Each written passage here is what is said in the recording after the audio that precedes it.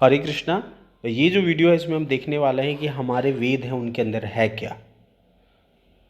पिछले वीडियो में हमने देखा था कि वेद जो है, वेद के चार फॉर्म हैं, चार स्वरूप हैं: संहिता, ब्राह्मण, आरण्यक और उपनिषद।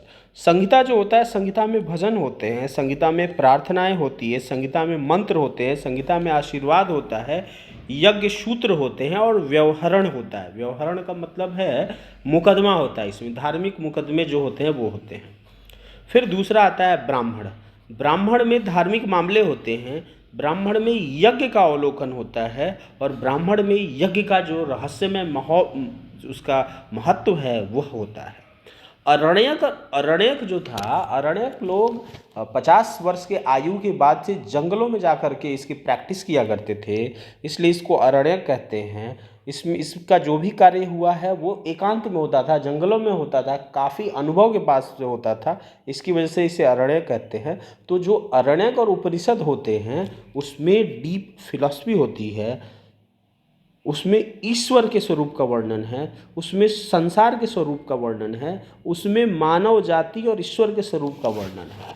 तो इसके अंदर होता है पूरा जो सनातन धर्म का जो दर्शन है, आप समझ लें कि जो आध्यात्मिक चीज़ें हैं जो पूरी तरह से इसमें होती हैं, अरण्यक और उपनिषद में होती हैं।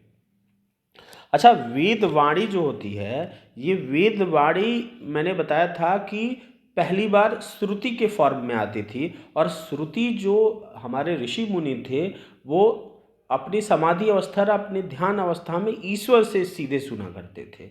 तो वेद जो होते हैं, वेद अनादि है, अनंत है और सनातन है। हमारे तैत्तरीय उपनिषद में भी कहा गया अनंता वही वेदा। अच्छा, वेद जो है कितने हैं भाई? देखिए, वेद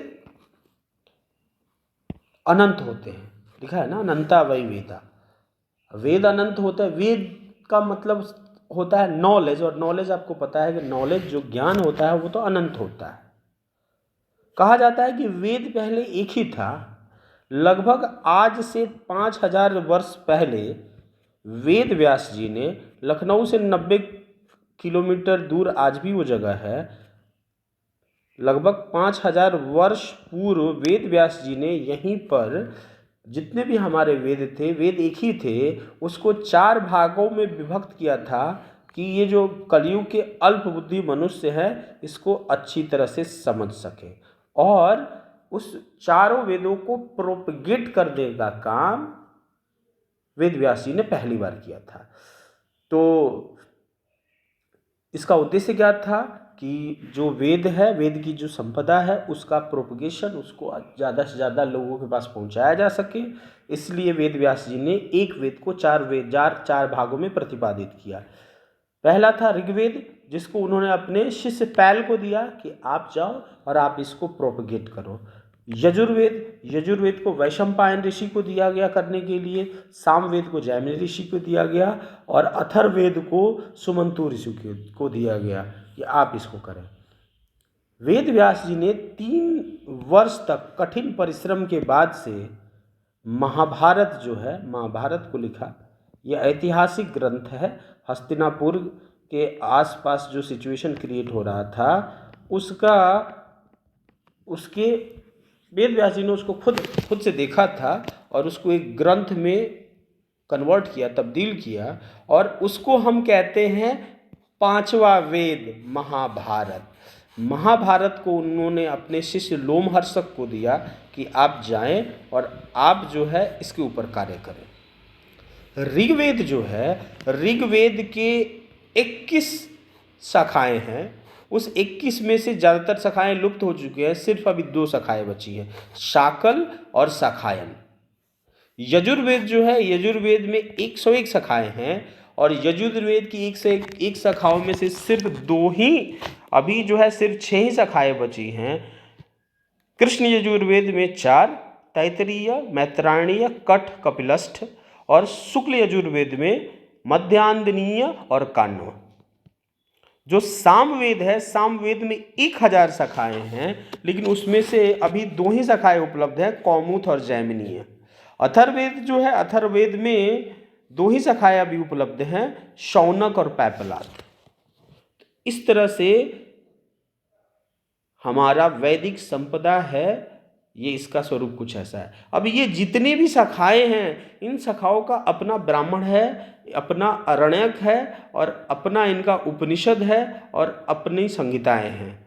तो ऋग्वेद की ऋग्वेद संहिता हो गई, शाकल की अपनी संहिता हो गई, उसका अपना ब्राह्मण हो गया, अपना अरण्यक हो गया, उसका अपना उपनिषद हो गया। तो आप देख लो, हमारे जो वैदिक संपदा है उसमें 99% लुप्त भी हो चुका है, तब भी एक विशाल संपदा है पढ़ने के लिए। फिर जो वेद हैं, ब्राह्मण, अरण्यक, उपनिषद और संहिताएं, ये तो सीधे ईश्वर से सुनी हुई बातें हैं, ठीक है। इसके अंदर सूत्र हैं, सूत्र को समझने के लिए पुस्तक तो चाहिए होता है ना, और वो जो पुस्तकें होती हैं वो हम सूत्र अच्छी तरह से समझते हैं, पुराणों से समझते हैं, वो हम धर्म सूत्र से समझते हैं, वो हम उपनिषद से समझते हैं। तो पुराण जो है, पुराण ये देख ले, हमारे 18 पुराण हैं, विष्णु पुराण, अग्नि पुराण, भागवत पुराण, ब्रह्म पुराण, ब्रह्मांड पुराण, पद्म पुराण, शिव पुराण, नारद पुराण, मार्कंडेय पुराण, भविष्य पुराण, ब्रह्मवैवर्त पुराण, लिंग पुराण, वाराह पुराण, स्कंद पुराण, वामन पुराण, कूर्म पुराण, मत्स्य पुराण और गरुड़ पुराण। ये 18 पुराण हैं। वेदों के इन्फॉर्मेशन को ही सही से समझने के लिए यहाँ पर हमारे पास पुराण होते हैं। वेद और पुराण में कहीं भी कॉन्ट्राडिक्शन नहीं होता। कोई अगर कहता है कि नहीं हम वेद के ब्राह्मण, अरण्यक, उपनिषद और संहिताएं पढ़े, पुराण नहीं पढ़ेंगे, तो वो महामूर्ख है। ये दोनों चीज़ें हैं, उसमें कोई कॉन्ट्राडिक्शन नहीं है, दोनों साथ साथ चलती हैं। फिर हमारे पास 108 उपनिषद हैं। इन 108 उपनिषद में से जो 14 मुख्य उपनिषद है, उनका नाम मैंने यहाँ पे लिखा है। ईशावास्योपनिषद, केनोपनिषद, कठोपनिषद, प्रश्नोपनिषद, मांडुक्य उपनिषद, तैत्तरीय उपनिषद, ऐतरेय उपनिषद, छांदोग्य उपनिषद, मुंडकोपनिषद, बृहदारण्यक उपनिषद,